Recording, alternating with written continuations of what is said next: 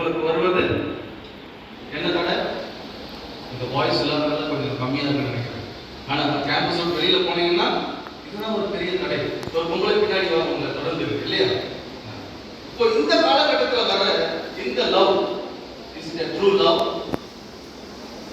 எல்லாருக்கும் ஒரு சந்தோஷம்.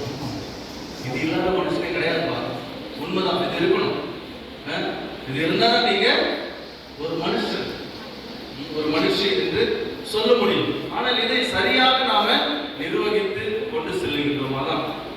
இதையும் நம்ம சரியா நிர்வகிக்கல, சரியா கொண்டு போகல அப்படின்னா எங்கேயாவது குடியில போய் வரும். இது ஒரு தடையாக இருக்கின்றது.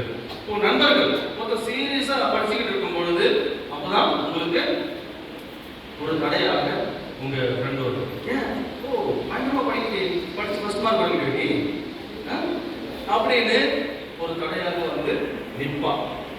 வா போகலாம், படம் பார்க்க போகலாம், இல்லை விளையாட போகலாம், இல்லை எங்கேயா சுத்த போகலாம். அப்பதான் அவங்க இல்லை கூட்டிட்டு போகலாம். எந்த ஒரு ஃப்ரெண்டும் உங்களுடைய வளர்ச்சிக்கு உதவாது. அங்க பாருங்க, படிக்கட்டுல உங்களை மேல் நோக்கி தூக்கி செல்லுகின்ற நண்பர்கள் தான் உண்மையான நண்பர்கள். தோளோடு தோல் போட்டுக் கொண்டு சமமாக உங்களை நடத்துகின்றவர்கள் தான் உண்மையான நண்பர்கள். நீங்க நல்லது செய்யும் போது அவங்க கெடுக்கிறாங்கல்ல, எதையாவது